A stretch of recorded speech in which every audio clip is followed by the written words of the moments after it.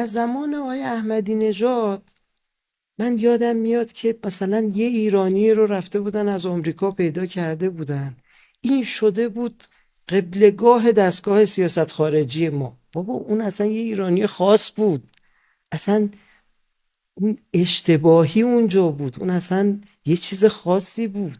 شما تو پروفسور رو ایرانی ها میفهمه. میخواید، بله، شما تو ایرانی ها میخواید دست خود، چرا رو اون دست میذاری؟ رو یکی دیگه دست بذار که آدم موثریه.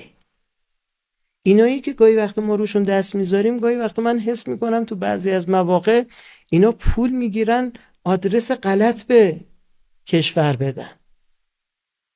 خب ما چرا اینجوری شده سلیقم که بعدش از توش اون کاترین در میاد که مثلا میگیم چون خوشمون اومده یه خارجی هم میبینیم یه چادر سرش میکنه کیف، بعد فکر نمی کنیم که این بابا خب یه چیز دیگه پشتش.